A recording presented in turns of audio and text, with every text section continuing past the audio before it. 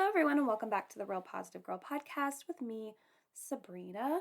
This week's topic is I'm an overcomer, and today's episode is talking about overcoming holding grudges. So, do you struggle with holding grudges? Do you hold any offenses against anyone that has hurt you or contributed to you feeling negative? I think it's important to ask ourselves these questions because a lot of times we don't put a lot of thought or feeling into holding grudges. I believe this is one of those things that people don't even realize they are struggling with because you can start to feel entitled to these feelings because this person hurt you or crossed a line. And that's the decision that you are making. And it's your own personal feelings. And which can lead us to creating beliefs and thoughts that aren't necessarily true. We've spoken about this before, but you just feel like you are entitled to how you're feeling and how that plays out because you feel very offended and hurt. But unfortunately, this is not a reason or excuse to treat the other person this way. You might think it is. You might think you have the right to do so. You really don't. You really don't. I'm not sorry to tell you that. You really just don't. And as annoying as it may sound, we need to be reflecting kindness back to others despite what they have done to us. And I know this can be the hardest thing in the world sometimes. Sometimes we just don't want to. It just feels like we'll feel so low and embarrassed, and our pride and our ego really get in the way of us actually doing it, but it's the better thing to do. And I always believe kindness first. I'm not saying that I do kindness first every single time. I am human. I am not perfect. But I do try to do that because it's a better reflection on you, to be honest. And it also could be a good piece of like inspiration or modeling the correct behavior that you should have. And hopefully that will rub off on the other person as well. That's the way I like to think of it. I like to think that I'm like a leader or a model and people are watching. And not in like a self-absorbed way, but just like, in a way that someone might be looking up to me and I don't even realize it. So I need to practice the things that I believe will be the best and will serve people the best, which is kindness. So, and it's amazing the lengths we will go through to hold a grudge when it takes a lot of effort to continually be upset and really only causes us more pain in the end. It honestly does. If you would take the moment to reflect back on any times that you have held grudges against someone, you'll realize that it all ends in pain. You might feel rewarded and strong and on top of the world in the beginning, but that will fade rather quickly over time, especially if you don't feel like you're getting the, I don't know, I would say the result that you're looking for, or the person isn't um, acting the way that you had anticipated them to do. It's just never really going to work out for you. Unfortunately, it's just not with holding grudges. But it's the identity we create when we are holding on to these things that will cause us to not want to let go. You have anger and a feeling of being wronged that is serving you in a way that gives you strength, even if it's negative. You just feel so full of how right you feel and how strong you feel and how empowered you feel because of holding this grudge, because you feel like you're in the right, they're in the wrong. That usually kind of like tips our scales to be feeling very cocky, and it's not a good place to be, because I feel like that you can slowly like teeter off the edge when you start feeling like you are the only person that was right in this situation and everyone else should accept what you're saying and bow down to you. And it really gives you like a complex, I would say. And one of the biggest reasons people hold grudges is because, as I kind of mentioned, it gives them power over the situation. And a lot of people, especially when they've been hurt multiple times and they're kind of in a mindset that is very woe is me, like I am a victim, nothing ever goes right, people are always mean to me, that's that.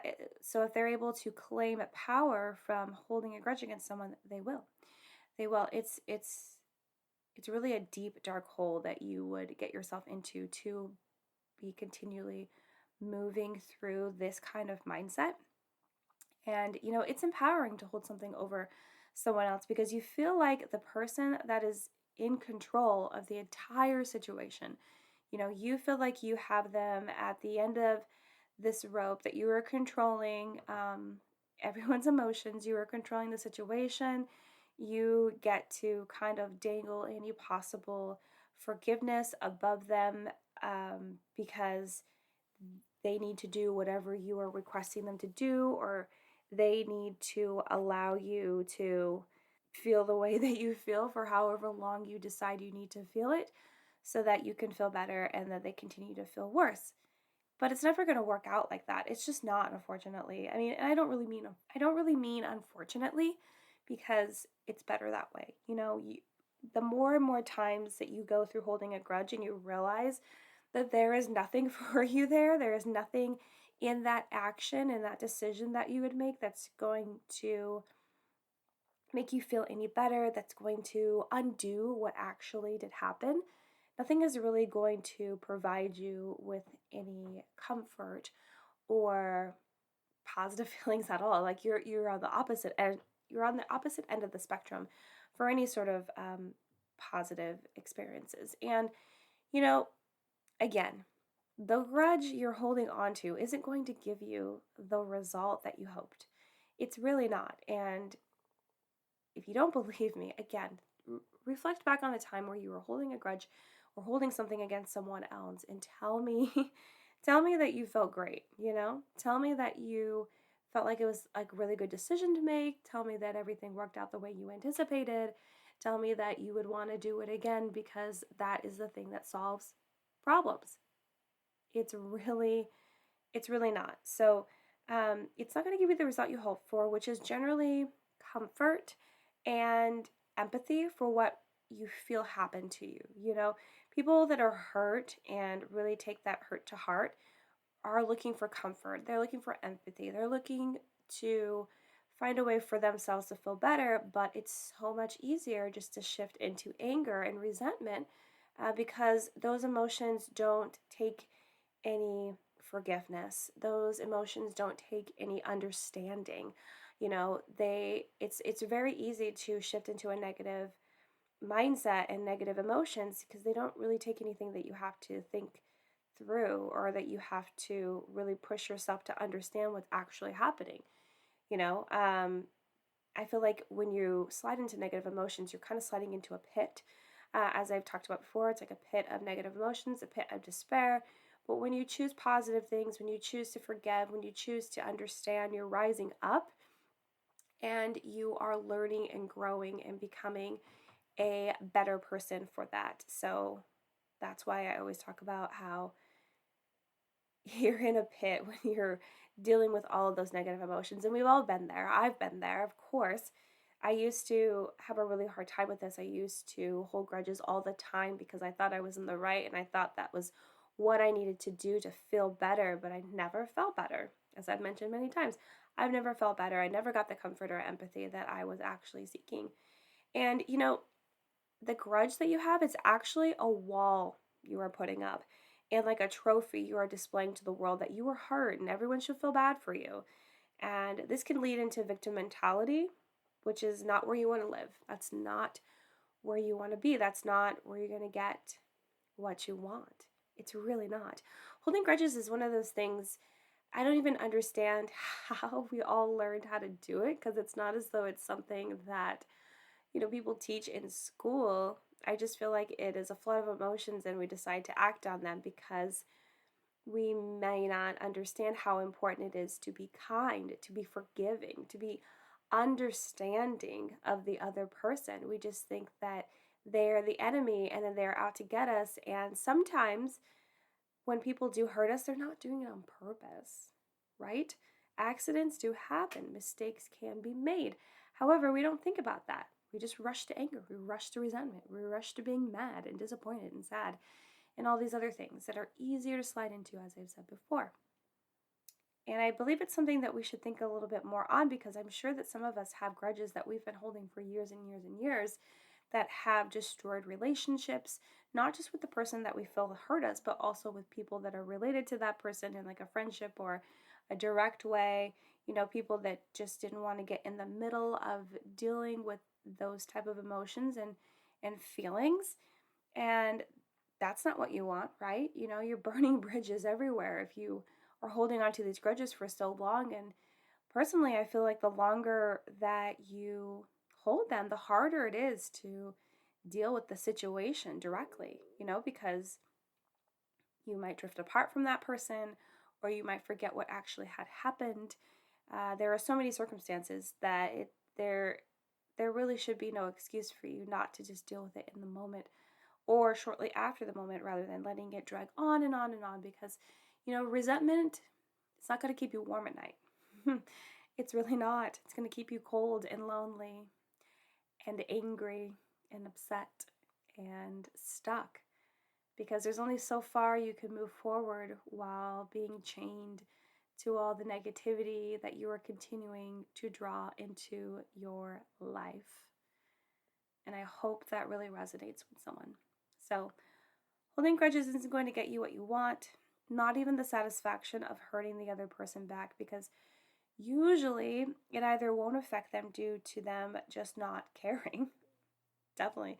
A lot of people can just shrug their shoulders and turn around and go the other way, or avoiding you to not have to deal with it, right? And it might affect them in the beginning, of course, if they're hurt because they hurt you and they know they did and they try to make amends. But some people just have the power to get over it. It's definitely a power that I am seeking to get more and more, because I feel like sometimes when people do hurt me, whether it's on purpose or not, it's hard for me to get over it. But I've been working really hard to do that, because resentment is not classy. It's not something that you want to be involved in too much. So I don't want to have to, work too hard to move on from that kind of stuff. So I have worked hard to not hold grudges in the first place. And yeah, so you're not going to get what you want. You're just not. And that's why you should just deal with it, even if it's going to be a hard conversation to have with that person, and, be able to move on with your life. So we are going to chat about 4 suggestions I have to help you overcome holding grudges if that is something you are struggling with. But before that, as always, we are going to talk about the 5-minute reset. So if you're having a hard day, a stressful time, if you just feel so overwhelmed and like the day is not going as you had desired, I encourage you to try the 5-minute reset. The reset is like drawing a line in the sand where you can just decide that what has already happened can stick behind you, will not continually drag you down, and you can just move forward with a fresh day right then and there. And this is something that you could even do at the end of your day. Let's say it's right before bedtime and you've held on to all of this stuff all day long. This is your opportunity to let it go and just start again. At least if you did it right before bed, you would not have to carry all those worries and, a myriad of feelings into you to stress about while you're asleep. No, you want to be calm. You want to sleep soundly. You want to wake up actually feeling refreshed and not just stressed. So the 5-minute reset will allow you to reset, reboot, restart your day right then and there. You only need 5 minutes of your time. Take more time if you have it, but you only need 5 minutes. It'll allow you to take a break from any issues or burdens that you are dealing with. You can come up with a resolution for any problems or issues that you're currently having alone or with someone else. I always encourage everyone to come up with a list of at least 4 things that you are grateful for, big, small, medium size.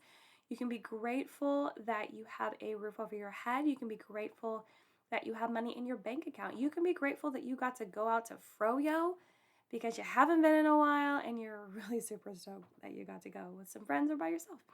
Or maybe you're just grateful that you were able to have some, quiet time at home where you just had some music, lit some candles, read a book, whatever it is that you like to do, take a bath, and you just had some quiet time to yourself and you really appreciate that. So you can literally be grateful for anything and everything. The list is never ending. It's a beautiful thing. And then last but not least, before you end your 5-minute reset, make sure that you're feeling at least neutral, if not positive, about the rest of your day, because as you may know, if you focus more on the positives and the blessings in your life, it will help you get through those negative times in your life. You don't have to be positive 100% of the time, not even 80%. You just need to do it enough so that you will stick more into that realm and see the silver linings of things rather than get so bogged down in the negative that you can't even see a peak of the sunshine. So I do hope you're having a good day, but the 5-minute reset is always available for you. So let's chat about what we can do to overcome grudges. Like I mentioned before, we have 4 tips that I'm ready to give to you. So the first tip is to share your feelings. Find someone that you need to talk to.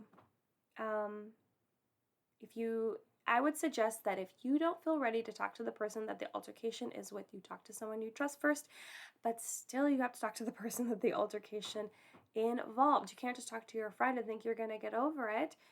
Grudges can form from when the issue isn't fully confronted.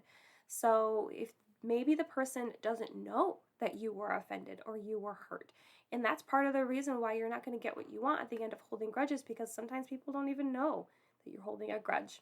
They don't even know that they did anything wrong.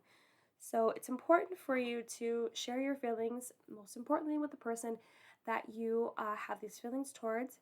But in addition to that, if you need to find someone that you trust, like a friend, family member, spouse, partner, or even a professional counselor, therapist, share with them what you're feeling, what you're going through. Dive a little bit deeper and explore with some self-awareness what the actual problem is. Why did it upset you? Why did it cause you grief? Why did it offend you? Why are you choosing to hold this grudge? So number 2 is to see the situation from their point of view. This might be really hard, especially if it was an experience that really you feel has hurt you deeply, because you probably think that it's all malice and like hate from their side or whatever emotions you want to tie to it.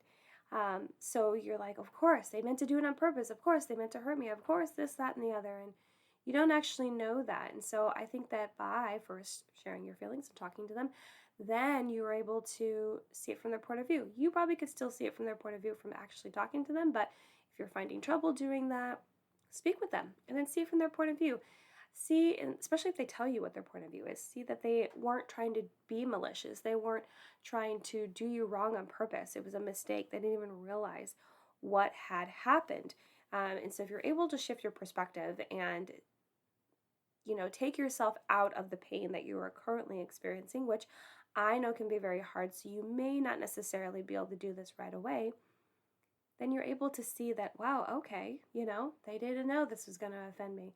They had no idea. They didn't understand. Okay.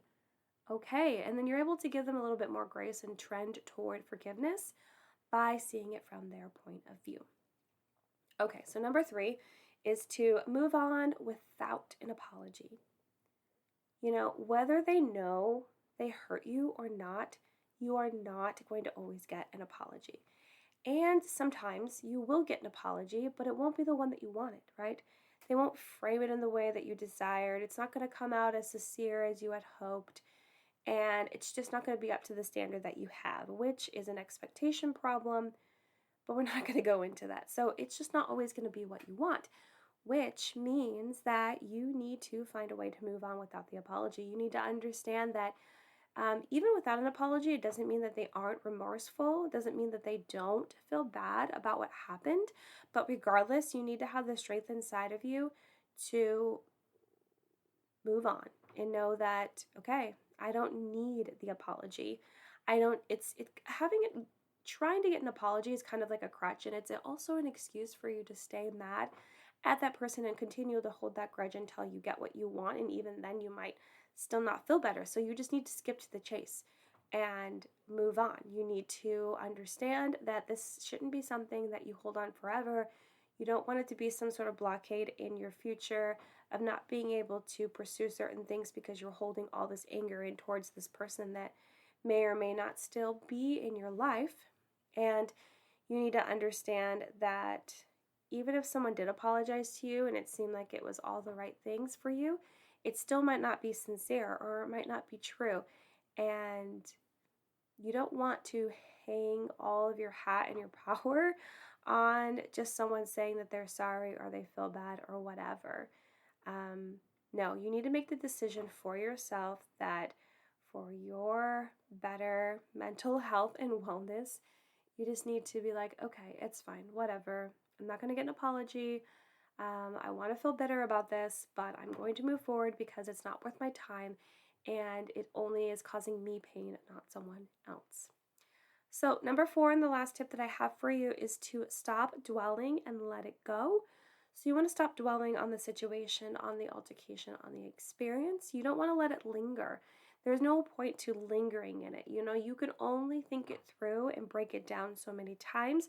Again, as I've said a million times already, that's probably exhausting to you. You're not going to get what you want. You're not going to get what you want by holding that grudge. So, you need to stop dwelling on it. You need to just let it go, and allow room for peace and happiness to come into your life. Because if you continue to dwell on the experience and the grudge, and you decide not to let it go and not to think about giving forgiveness, you're really just creating a stronghold in your own life.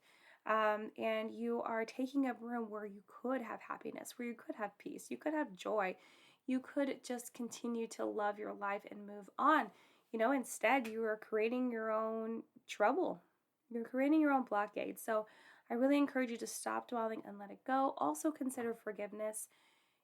Forgiveness is a wonderful thing, even if they don't want it, even if they don't care.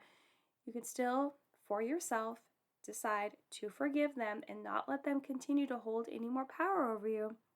Because by not forgiving them and continuing to hold that grudge, you are also allowing them to hold power over you, because what they did to you is holding power over you because you're so obsessed with it. You're dwelling on it. You're letting it affect you. You're letting it crop up and boil over all of these emotions that honestly you probably don't have time for, right? You got a life, you got things to do, you got goals you want to achieve, and wins you got to win.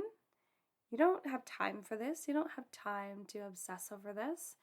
And you also don't want to have that uncomfortable feeling of if you see them again and that bubbling up and, causing friction, especially if it's going to also cause friction in your other relationships.